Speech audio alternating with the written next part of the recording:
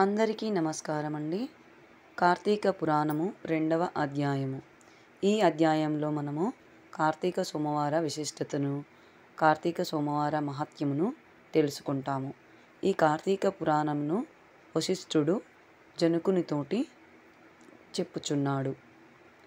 హే జనక మహారాజా, వినినంత మాత్రము చేతని మనోవాక్కాయములు ద్వారా చేయబడిన సర్వపాపాలను హరింపచేసే కార్తీక మహాత్యాన్ని శ్రద్ధగా వినుసుమా. అందున ఈ నెలలో శివప్రీతిగా సోమవార వ్రతము ఆచరించేవాడు తప్పనిసరిగా కైలాసాన్ని చేరుకుంటాడు. కార్తీక మాసంలో వచ్చే ఏ సోమవారము నాడైనా సరే స్నానజపాదులను ఆచరించిన వాడు 1000 అశ్వమేధాల ఫలాన్ని పొందుతాడు. ఈ సోమవార వ్రత విధి 6 రకాలుగా ఉంది. మొదటిది ఉపవాసము. శక్తి కలవారు కార్తీక సోమవారం నాడు పగలంతా అభోజనముతో గడిపి సాయంకాలంన శివాభిషేకము చేసి నక్షత్ర దర్శనానంతరంన తులసి తీర్థము మాత్రమే సేవించాలి. రెండవది ఏకభక్తము. సాధ్యం కాని వాళ్ళు ఉదయం స్నానదాన జపాలను యథావిధిగా చేసుకొని మధ్యాహ్న భోజనం చేసి రాత్రి భోజనానికి బదులుగా శైవతీర్థము, తులసి తీర్థము మాత్రమే తీసుకోవాలి. మూడవది నక్తకము. పగలంతా ఉపవాసముండి రాత్రి నక్షత్ర దర్శనం తర్వాత భోజనంనకు గాని ఉపహారంను గాని స్వీకరించాలి. నాలుగవది అయాచితము. భోజనానికై తమకు తాముగా ప్రయత్నించకుండా ఎవరైనా వారికి వారుగా పిలిచి పెడితే మాత్రమే భోజనం చేయడాన్ని అయాచితం అంటారు. ఐదవది స్నానము. పై వాటికి వేటికి శక్తి లేని వాళ్ళు సమంత్రక స్నానజపాదులు చేసినప్పటికీ చాలును. ఆరవది తిలదానము. మంత్రజప విధులు కూడా తెలియని వాళ్ళు కార్తీక సోమవారం నాడు నువ్వులను దానము చేసినా సరిపోతుంది. పై 6 పద్ధతులలో దేనిని ఆచరించినా కార్తీక సోమవార వ్రతము చేసినట్లే అవుతుంది. కానీ తెలిసుండి కూడా ఏ ఒక్కదానిని ఆచరించని వాళ్ళు 8 యుగాల పాటు కుంభీపాక రౌరవాది నరకాల్ని పొందుతారని తెలిపాడు. ఈ వ్రత ఆచరణమున వలన అనాథలు, స్త్రీలు కూడా విష్ణు సాయుధ్యమును పొందుతారు.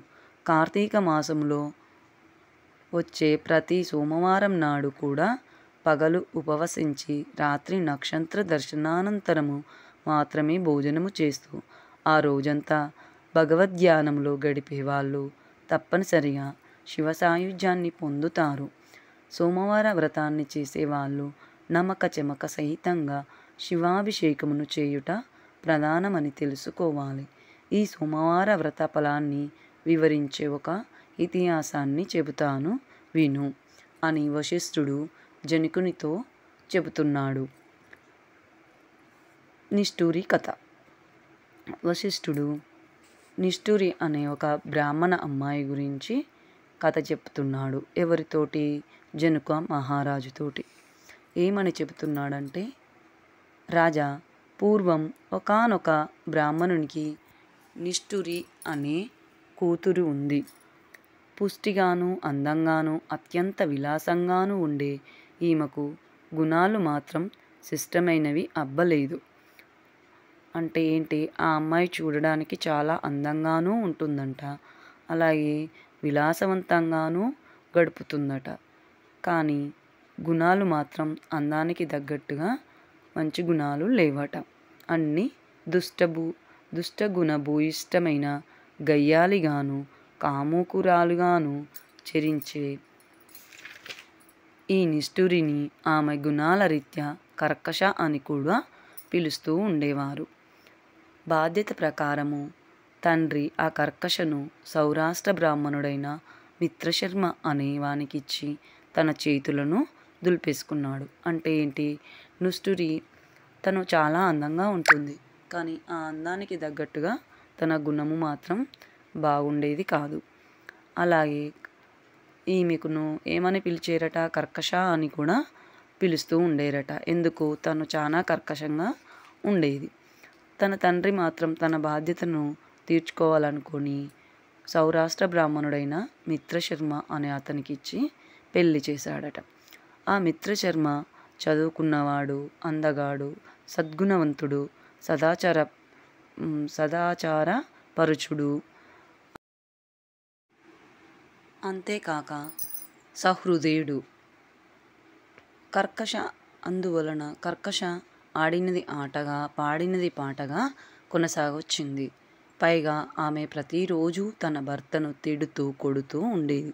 అయినప్పటికీ కూడా మనసుకు నచ్చినది కావడం వలన మిత్రశర్మ కర్కశ పెట్టే కఠిన హింసలన్నింటినీ భరిస్తూనే ఉండేవాడు. కానీ ఏనాడు ఆమెను శిక్షించలేదు. ఆమె ఎందరో పురుషులతో అక్రమ సంబంధమును పెట్టుకొని భర్తను, అత్తమామలను మరింత నిర్లక్ష్యంగా చూసేది. అయినా భర్త సహించాడు. ఒకానొకనాడు ఆమె యొక్క విటులలో ఒకడు ఆమెను ఇలా అన్నాడు: నీ మొగుడు బ్రతికి ఉండడం వల్లనే మనము తరచుగా కలుసుకోలేకపోతున్నాము అని చెప్పడంతో కర్కశ ఆ రాత్రికి రాత్రే నిద్రాముద్రుడై ఉన్న తన భర్తను ఒక పెద్ద బండరాయితో మోది చంపివేసి ఆ శవాన్ని తానే మోసుకొని పోయి ఒక పాడుబడిన నూతిలో పడవేసినది. ఇదంతా గమనించినప్పటికీ కూడా ఆమె విటుల బలం ఎక్కువ కావడం చేత అత్తమామలు ఆమెను ఏమీ అనలేక తామే ఇల్లు వదిలి పారిపోయారు. అంతటితో మరింత స్వతంత్రించిన కర్కశ కన్నుమిన్ను గానని కామావేశంతో అనేక మంది పురుషులతో సంపర్కము పెట్టుకొని ఎందరో సంసార స్త్రీలను కూడా తన మాటలతో భ్రమింపచేసి తన విటులకు తార్చి తద్వారా సొమ్ము చేసుకునేది. కాలం గడిచింది. దాని బలం తగ్గింది. యవ్వనం తొలగింది. శరీరంలోని రక్తం పలచబడటంతో కర్కశ జబ్బు పడింది. అసంఖ్యాక పురుషులతో సాగించిన శృంగార క్రీడల పుణ్యమా అని అనూహ్యమైన వ్యాధులు సోకాయి. పూలగుత్తిలాంటి మేను ముళ్ళు పడిపోయినది. కర్కశను వద్దకు విటులు రాకపోకలు తగ్గిపోయాయి. ఆమె సంపాదన పడిపోయింది. అందరికందరూ ఆమెను అసహ్యించుకోసాగారు. తుదకు అక్రమపతులకే గాని సుతులకు నోచుకొని ఆ నిష్ఠుర తినడానికి తిండి లేక, ఉండేందుకు ఇల్లు, ఒంటినిండా కప్పుకునేందుకు వస్త్రము కూడా కరువైనది. ముఖ వ్రణాలతో నడివీడిన పడి మరణించింది. కర్కశ శవాన్ని కాటికి మోసుకుపోయే దిక్కు కూడా లేకపోయింది. యమదూతలు ఆ జీవిని పాశబద్ధను చేసి నరకానికి తీసుకొని వెళ్ళారు. యముడామెకు దుర్భరమైన శిక్షలను విధించాడు. భర్తద్రోహికి భయంకర నరకం. భర్తను విస్మరించి పరపురుషులను ఆలింగనము చేసుకున్న పాపానికి ఆమె చేత మండుతున్న ఇనుప స్తంభాన్ని కౌగిలింపజేశాడు. భర్త తలను బ్రద్దలు కొట్టినందుకు ముండ్లగదలతో ఆమెను తల చిట్లేటట్లు మోదించాడు. భర్తను దూషించినందుకు, కొట్టినందుకు, తన్నినందుకు దాని పాదాలను పట్టుకొని కఠినశిల పై వేసి బాధించాడు. సీసము చెవులలో పోయించాడు. కుంభీపాక నరకానికి పంపాడు. ఆమె పాపాలకు గాను ముందరి 10 తరాలకు, తదుపరి 10 తరాలకు ఆమెతో కలిసి మొత్తం 21 తరాల వాళ్ళు కుంభీపాకంలో కుమిలిపోసాగారు. నరకానుభవం తర్వాత ఆమె 15 సార్లు భూమిపై కుక్కగా జన్మించింది. 15వ పర్యాయంలో కుక్కగా పుట్టి ఒకానొక బ్రాహ్మణ గృహంలో ఉంటూ ఉండేది. సోమవార వ్రత ఫలముచే కుక్క కైలాసమందుట. అంటే నిష్ఠురి అదే కర్కశ తాను చేసిన పాపములకు గాను అనేక శిక్షలు అనుభవించి 15 సార్లు కుక్కగా పుట్టి 15వ సారి ఒక బ్రాహ్మణ కుటుంబంలో కుక్కగా పుట్టింది. అయితే ఆ కుక్కనే లేదా ఆ నిష్ఠురిని ఈ సోమవార వ్రత ఫలము చేత కైలాసానికి వెళ్ళిందంట. అంటే అంతటి మహా పాపాలు చేసినా కానీ ఆ సోమవార వ్రతం ఫలము చేత తను మోక్షమును పొంది కైలాసానికి వెళ్ళిందట. ఏ విధంగా వెళ్ళిందో తెలుసుకుందాం. ఇలా ఉండగా ఒక కార్తీక సోమవారం నాడు బ్రాహ్మణుడు పగలు ఉపవాసం ఉండి శివాభిషేకములను నిర్వర్తించి నక్షత్ర దర్శనానంతరము నక్త స్వీకారానికి సిద్ధపడి ఇంటి బయటలో బలిని విడిచిపెట్టాడు.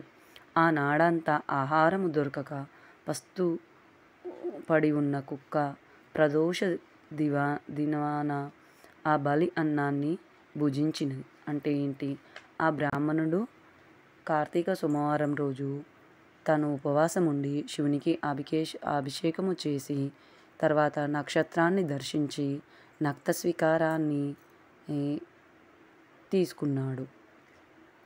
తీసుకునే ముందు ఏం చేసిండంట, తను మొదట ముద్దని ఎవరికి పెట్టాడట? బయట పెట్టాడు. కానీ అది ఎవరొచ్చి తిన్నారు? కుక్క అనే నిష్ఠురి తిన్నదంట. బలి భోజనము వలన దానికి పూర్వస్మృతి కలిగి ఓ విప్రుడా రక్షింపుమని కుయ్యి పెట్టినది. దాని ఆర్పులు విని వచ్చిన విప్రుడు కుక్క మాట్లాడటాన్ని గమనించి విస్తుపోతూనే, ఏమి తప్పు చేశావు? నిన్ను నేనేలా రక్షించగలను అని అడిగాడు. అందుక కుక్క, ఓ బ్రాహ్మణుడా, పూర్వజన్మలో విప్రవనితను కామముతో కండ్లు మూసుకుపోయి జారత్వానికి వడిగట్టి భర్త హత్యకు వర్ణసంకరానికి కారకురాలినైన వనితను ఆయా పాపాలకు అనుగుణంగా అనేక కాలం నరకంలో చిత్రహింసలు అనుభవించి ఈ భూమిపై ఇప్పటికి 14 సార్లు కుక్కగా పుట్టాను. ఇది 15వ సారి. అటువంటి నాకు ఇప్పుడు గుర్తుకు వచ్చింది. పూర్వజన్మ ఎందుకు గుర్తుకు వచ్చాయో అర్థము కాక దయచేసి విశదపరచుమని కోరినది. బ్రాహ్మణుడు సర్వాన్ని జ్ఞానదృష్టి చేత తెలుసుకుని, శునకమా, ఈ కార్తీక సోమవారం నాడు ప్రదోష వేళ వరకు పస్తుపడి ఉండి నాచే విడవబడిన బలభక్షణము చేయుట వలనే నీకు పూర్వజన్మ జ్ఞానము కలిగినదని చెప్పినాడు. ఆపై నా జాగిలము కరుణామయుడైన ఓ బ్రాహ్మణుడా, నాకు మోక్షమేలా సిద్ధించును అని కోరిన మీదట దయాళుడైన ఆ భూసురుడు తాను చేసిన అనేకానేక కార్తీక సోమవార వ్రతాలలో ఒక సోమవారం నాటి వ్రతాన్ని ఫలాన్ని ఆ కుక్కకు దారపోయగా ఆ క్షణమే ఆ కుక్క తన శునకదేహాన్ని పరిత్యజించి దివ్యశ్రీ శరీరిణై ప్రకాశమానవహార వస్త్ర విభూషిణి అయి పితృదేవతా సమన్వితయై కైలాసమునకు పుష్పక విమానములో చేరినది. కాబట్టి ఓ జనక మహారాజా, నిస్సంశయ నిశ్రేయసదాయి అయిన ఈ కార్తీక సోమవార వ్రతాన్ని నీవు తప్పనిసరిగా ఆచరించుమా అంటూ వశిష్ఠుడు జనకునికి సోమవార వ్రత మహాత్యాన్ని ఆ విధంగాను వివరించాడు. అంటే మనం ఈ వ్రతం చేయడం వలన తెలుసో తెలియకనో చేసిన పాపాలను హరించివేయును అని తెలిపాడు. Thank you for watching. Please subscribe.